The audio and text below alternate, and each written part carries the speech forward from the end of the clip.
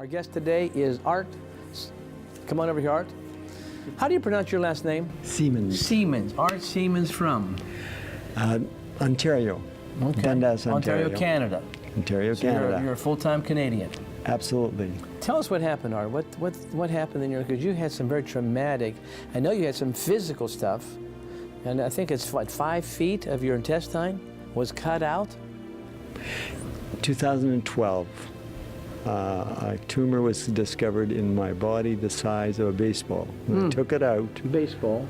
a small baseball, you know, hardball, and they took it out along with 5 feet of small intestine. 5 feet, wow. And it was the intestine just after my stomach. So it had things that were really important for digestion. So I lost about 40 pounds as they were trying to figure out how to be useful to me.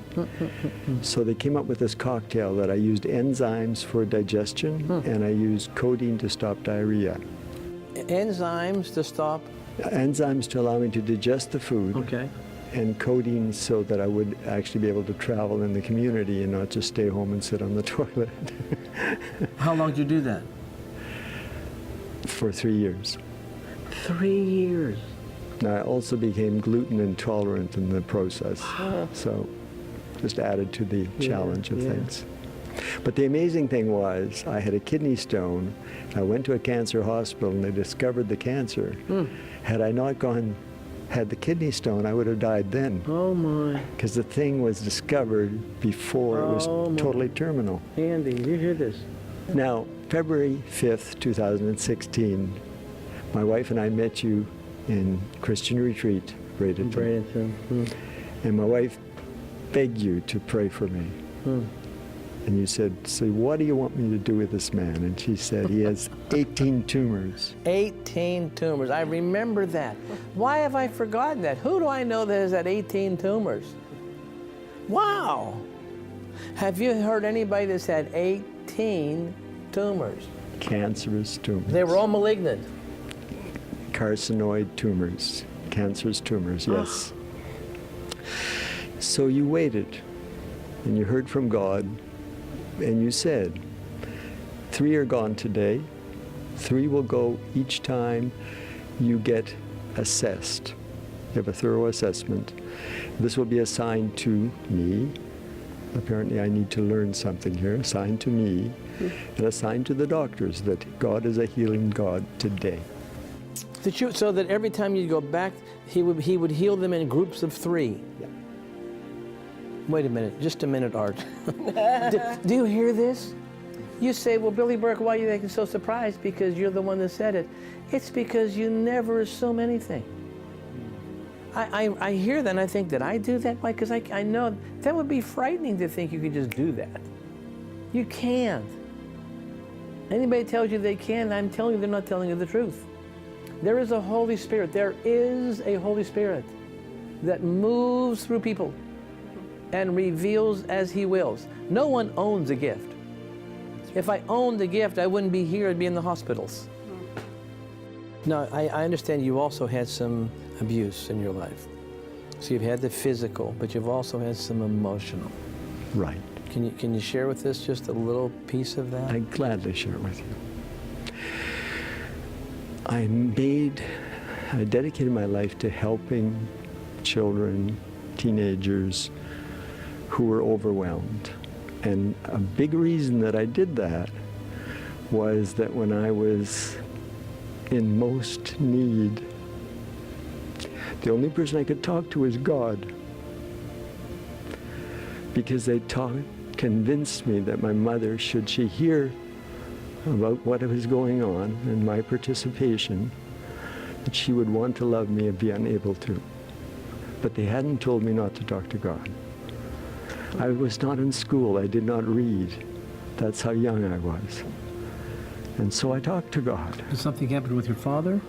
No. No? And I had an aunt who couldn't have children, who had a husband with diabetes. And apparently he needed to feel powerful in order to function. And he liked to see fear in my face. And so he acted on that.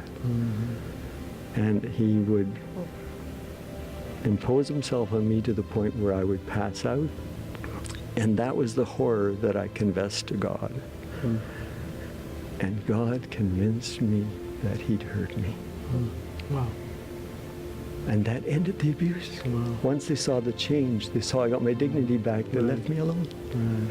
But you were preaching just recently about people carrying a secret that they haven't opened for healing can hurt people they care about. Mm.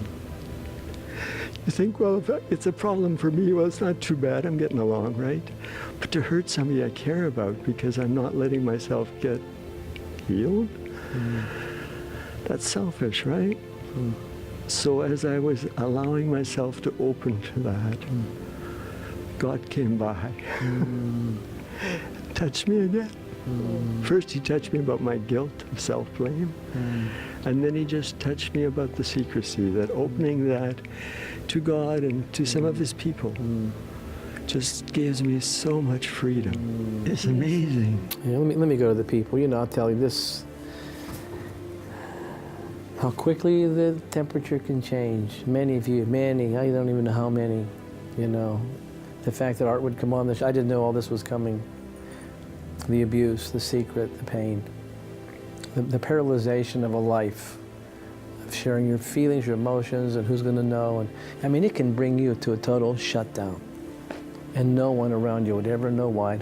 And who are you going to tell? No one. Until you get healed, then you don't care. Why? Because you're healed.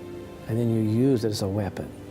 That's what Art did today. He used this as a weapon to help you come out of that dark place. Come out of that place of secrecy.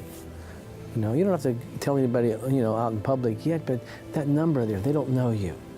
If you don't want to give your full name, just tell them, my first name is Mary, my first name is Larry, whatever.